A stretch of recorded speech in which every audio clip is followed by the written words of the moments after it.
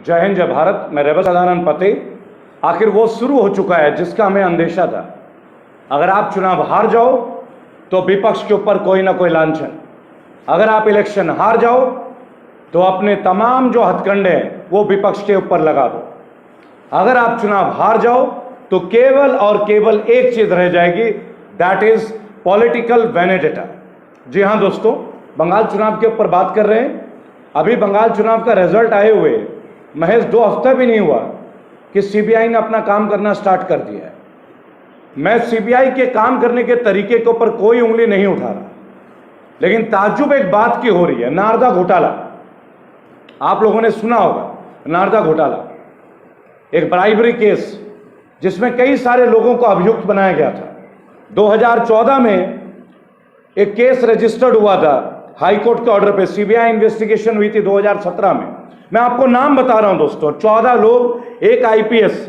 उन 14 लोगों में मदन मित्रा, मुकुल रॉय, सौगत रॉय, सुल्तान अहमद, इकबाल अहमद, काकोली घोष, प्रसून बंदोपाध्याय, शुभेंदु अधिकारी, ये नाम अच्छे से सुनिएगा, शुभेंदु अधिकारी, शोभन चटर्जी, सुब्रत मुखर्जी, फिराद हकीम, अपर ऊपर आईपीएस सैयाद हुसैन।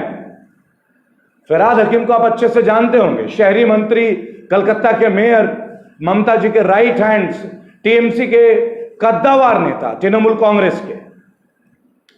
दोस्तों आपने देखा होगा 24 घंटे पहले सीबीआई ने अरेस्ट किया टीएमसी के कुछ लीडरों को, जिनका नाम है सुब्रत मुखर्जी, फिराद हकीम, शोभन चटर्जी और मदन मित्रा। ये तमाम लोग इलेक्शन अभी अभी जीते। ये जो चुनाव आपने देखा 2021 का, मैं नाम दोबारा बोल रहा हूं, सुब्रत मुखर्जी, फिराद हकीम, शोभन चटर्जी और मदन मित्रा, और इनके ऊपर नारदा घोटाले का ही आरोप है। सीबीआई के विशेष निगरानी में बुधवार तक इनको रखने का परमिशन दिया गया। पहले हाईकोर्ट ने इनके बेल को भी रिफ्यूज कर दिया। सीबीआई कोर्ट ने इनको जमानत दे दी थी, पर कलकत्ता हाईकोर्ट ने तत्काल प्रभाव से जमानत पर रोक लगा दी। छोटा सा एक सवाल है, मैं ये प्रश्न नहीं करूंगा कि फिराद हकीम को क्यों अरेस्ट किया गया, मैं ये नहीं जानना चाहूंगा कि मदन मित्र को क्यों अरेस्ट किया गया, या सुब्रत मुखर्जी को, या शोभन चटर्जी को। मेरा केवल एक प्रश्न है कि जो ये स्टिंग ऑपरेशन हुआ था 2014 में, जब ये केस रजिस्टर्ड हुआ था, तो शुभेंदु अधिकारी और मुकुल रॉय, आपको समझना होगा, मुकुल रॉय बीजेपी के कद्दावर नेता, लेकिन ये जन्मजात नहीं है बीजेपी के लीडर। ये अभी अभी हाल फिलहाल में 1 साल पहले तृणमूल कांग्रेस से बीजेपी में आए हैं, समझना होगा आपको। और शुभेंदु अधिकारी तो जुम्मा चुम्मा 2-3 महीने हुए। शुभेंदु अधिकारी टीएमसी के कद्दावर नेता, जिन्होंने अभी ममता बनर्जी को इलेक्शन में हराया। आप समझ रहे होंगे, आप सुन रहे होंगे मैं क्या कहना चाह रहा हूं।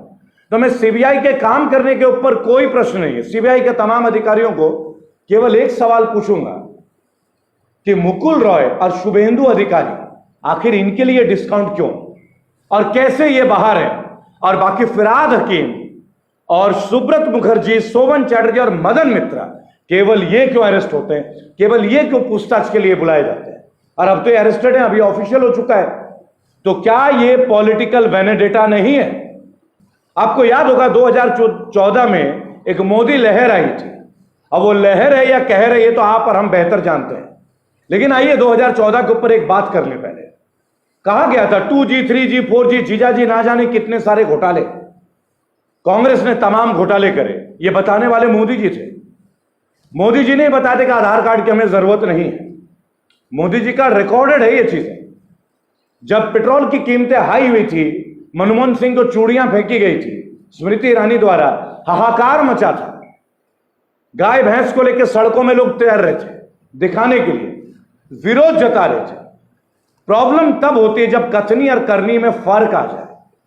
प्रॉब्लम तब होता है जब चरित्र और चित्र में फर्क दिख जाए। यही हुआ है भाजपा के साथ। वो 2G, 3G, 4G, जीजाजी जितने घोटाले थे, इन्होंने कहा था हरियाणा में अगर हमारी सरकार बनती है रॉबर्ट वाड्रा जेल जाएंगे। दोस्तों, रॉबर्ट वाड्रा जेल चले गए क्या? जरा बताना कौन से जेल में रॉबर्ट वाड्रा है। मैं भी मिलाता हूं जरा उनसे। मेरा कोई घनिष्ठ प्रेम नहीं है, लेकिन रॉबर्ट वाड्रा को चोर बताने वाले थे कौन? भाजपा के लोग। 2G 3G कोयला घोटाला बताने वाले थे कौन? भाजपा। ये कौन लोग हैं जो आरोप लगाते हैं लेकिन आरोपियों को जेल में नहीं डालते? ये कैसी पॉलिटिक्स है और ये कैसे पॉलिटिशियन है? आरोपी नाम बता देते हैं कि कांग्रेस ने ये किया, कांग्रेस ने वो किया, अखिलेश जी की सरकार ने ये किया, समाजवादी पार्टी ने ये किया, बहुजन समाज पार्टी ने ये किया। आखिरकार भाजपा की रीढ़ की हड्डी कमजोर है क्या? ये ऐसे लोगों को जिनको ये मालूम है कि घोटालेबाज हैं, चोर हैं, ये भ्रष्टाचार में लिप्त हैं, ऐसे लोगों को भाजपा वाले अंदर जेल में क्यों नहीं डालते हैं? या इलेक्शन के पहले ही केवल बोलना जानते हैं? तो फिर क्यों ना मानहानि का मुकदमा इनके ऊपर भी दर्ज किया जाए, और क्यों ना रॉन्ग इंफॉर्मेशन का मुकदमा इन लोगों के ऊपर दर्ज किया जाए कि हम लोगों की भावनाओं से आप खेलते हैं। 1 लाख करोड़, 2 लाख करोड़, 3 लाख करोड़ का घोटाला। अरे अगर वो घोटाला हुआ है तो कहां है वो घोटालेबाज? और घोटालेबाज को छोड़ो, पहले घोटाले की रकम कहां है, कितना आपने वसूल कर लिया, हमें ये तो बताओगे। ताजा उदाहरण टीएमसी वालों के साथ है। तृणमूल कांग्रेस अभी इलेक्शन हार गए, मुंह दिखा नहीं पा रहे हैं। अमित शाह जी ने बोला था कि हम 200 से पार सीट लेंगे, यहां तो 100 की गिनती में नहीं आ पाए आप। कितनों की तो जमानत जब्त हो गई। बाबुल सुप्रियो हार चुके, कौन नहीं हारा? आखिरकार कौन नहीं हारा, है ना? लेकिन क्या इसका मतलब यह होगा कि देश की राजनीति अब बदले की राजनीति से चलेगी? देखिए दोस्तों, अगर फिरहाद हकीम गलत हैं, अगर मदन मित्रा गलत हैं, सजा दीजिए। लेकिन रॉबर्ट वाड्रा का क्या, जो 2014 के पहले से मोदी जी सबके सामने बोलते आ रहे हैं, हरियाणा में भाजपा बोलती आ रही है, मनोहर लाल खट्टर की सरकार बोलती आ रही है, क्यों नहीं रॉबर्ट वाड्रा जेल गए? प्रॉब्लम केवल ये हो जाती है, तब हो जाती है दोस्तों, जब हम लोग ये देखते हैं कि ये केवल एलिगेशंस लगाते हैं और हां, ये परेशान बहुत करते हैं। किसान आंदोलन शुरू हुआ तो किसानों को नोटिस, इनकम टैक्स का छापा, कोई एक्टिविस्ट कुछ बोले तो तुरंत ही उनको उठा लो। आपने उस लड़की को तो आप लोग भूले नहीं होंगे ना, टूल किट प्रकरण। लास्ट में कोर्ट ने कहा कि ये तो, पटियाला हाउस कोर्ट ने कहा ये तो निर्दोष है, इनके पास तो ऐसा कुछ भी नहीं है। लेकिन उनको कैसे हैरेस किया गया, कैसे उनके परिवार वालों को डराया गया। और अभी अभी एक नया व्हाट्सएप में मैसेज आ रहा है कि प्रधानमंत्री के बारे में और किसी बारे में कुछ बोलेंगे तो इस नंबर पे अपना इनका डिटेल भेज दीजिए, वीडियो भेज दीजिए। क्या डरा के मानोगे क्या? हम भारतीय हैं, डर हमारी फितरत में नहीं है, हमारे जहन में नहीं है। और अगर कोई हमें डरा के जीना चाहता हो ना, तो वो अपनी गलतफहमी निकाल ले।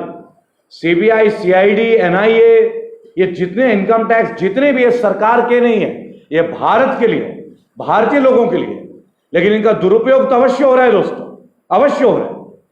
मैं आपको केवल एक बात बोलना चाहूंगा कि जो टीएमसी के फिरहाद हकीम, मदन मित्र, सुब्रत मुखर्जी, सोवन चैटर्जी के ऊपर जो ये अरेस्ट किया गया है, तो शुभेंदु अधिकारी और मुकुल रॉय जो कि अभी अभी भाजपा में घुसे हैं, इनको क्यों छोड़ दिया गया? इनको क्यों नहीं अरेस्ट किया गया?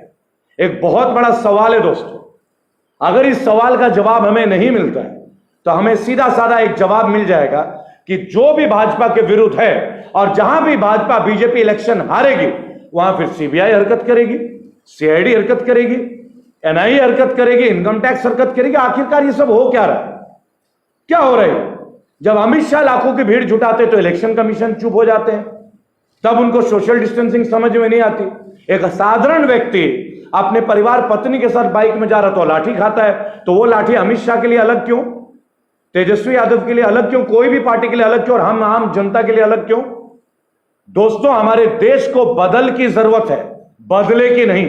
लेकिन जो भाजपा की नीति चल रही है अभी, ये पूर्णतः बदले की नीति चल रही है। अगर कोई पॉलिटिकल पार्टी ने इलेक्शन जीता है, अगर टीएमसी ने बंगाल में चुनाव जीता है, उसका एक सबसे बड़ा प्रत्यक्ष प्रमाण मैं हूं।